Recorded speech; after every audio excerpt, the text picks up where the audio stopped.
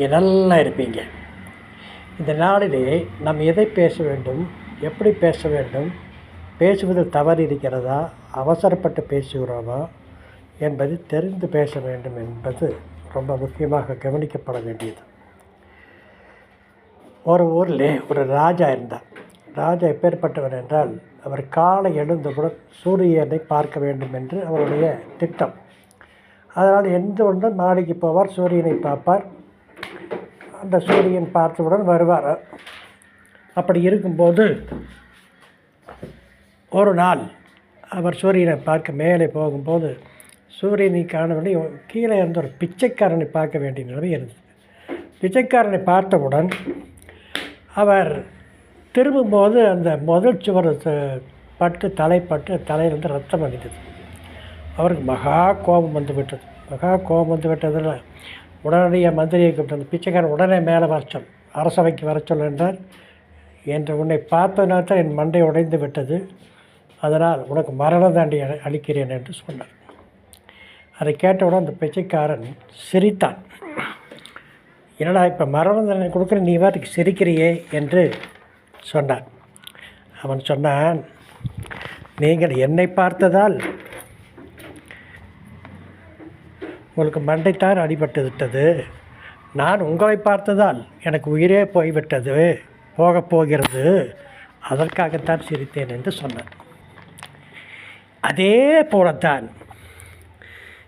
Israel ராஜ்யத்தில் எசக்கியா என்ற ஒரு மன்னன் இருந்தான். அவன் என்ன செய்தான், அவனுக்கு ஆயுசு காலம் முடிவடைந்து விட்டது என்று ஆண்டவர் கூறினார். ஒரு தீர்க்க தரிசி மூலம் கூறினார். அவன் கெஞ்சினான். உடனே கெஞ்சுவதை பார்த்து, அவன் தான தர்மங்களை பார்த்து, அவன் பக்தியை பார்த்து ஆண்டவர் செய்தார், 15 வருடங்கள் கூட்டிக் கொடுப்பேன் என்று சொல்லிவிட்டார். கூட்டிக் கொடுப்பேன் என்று சொன்னதுதான் அவருக்கு பெரிய மகிழ்ச்சி. அவன் அதற்கு ஆண்டவருக்கு நன்றி சொல்லாமல் அவனை பார்க்க பாபிலோன் ராஜா வந்தான். பாபிலோன் ராஜாவிடம் ஆண்டவர் தான் எனக்கு இப்படியெல்லாம் ஆயுசை நீட்டி கொடுத்தார் என்பதை விட, வீட்டு அரண்மனையில் தங்க பொக்கிஷங்கள், வைடூரிய பொக்கிஷங்கள், ரத்தன பொக்கிஷங்கள் என்னென்ன இருக்கிறதோ எல்லாவற்றையும் அவனுக்கு காண்பித்தான். அடுத்த வினாடி எந்த தீர்க்கதரிசி சொன்னானோ, ஆண்டவர் சொன்ன அதே தீர்க்கதரிசி வந்து, என்ன பாபிலோன் ராஜா வந்தானா, என்ன சொன்னான் என்று கேட்டபோது, இவன் ஒரே பெரிய மகிழ்ச்சியோடு பாபிலோன் ராஜா வந்தார், நான் எல்லாத்தையும் காமிச்சேன். அடுத்த வினாடி சொன்னான், இன்னும் ஒரு மாதத்துக்குள் உன்னுடைய பொக்கிஷம் எதை காமிச்சையோ அதையெல்லாம் அவன் கொண்டு போய் விடுவான் என்று சொன்னான்.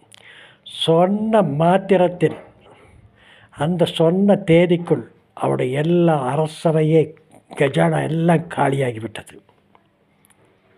அதைத்தான் நான் இப்போது சொல்லுகிறேன். எதை யாருக்கு சொல்ல வேண்டும், எப்படி சொல்ல வேண்டும், எதை காண்பிக்கக்கூடாது, வீட்டுக்கு வந்தவரிடத்தை என் வீட்டை பார், அதை பார், இதை பார் என்று சொல்வது அடக்கமாக இருக்க வேண்டும் என்றும், பேச்சில் தவறு வரக்கூடாது என்றும் நான் சொல்லிக்கொண்டு, நாளை நாம் சந்திப்பதற்கு முன்பாக நீங்கள் லைக் பண்ணுங்கள், ஷேர் பண்ணுங்கள், சப்ஸ்கிரைப் பண்ணுங்கள். இது வரைக்கும் நிறைய சப்ஸ்கிரைப் பண்ணியிருக்கீங்க, உங்களுக்கு நன்றி. இன்னும் நிறைய பேரை உங்களுடைய ஃப்ரெண்ட்ஸுக்கு அறிமுகப்படுத்துங்கள். இன்னும் நல்ல நல்ல கதைகளோடு சம்பந்தப்பட்ட எல்லா ஸ்டோரிகளும் நான் சொல்வதற்கு எனக்கும் ஆவலாக இருக்கும் என்று கூறி முடிக்கிறேன். நாளை சந்திப்போமா?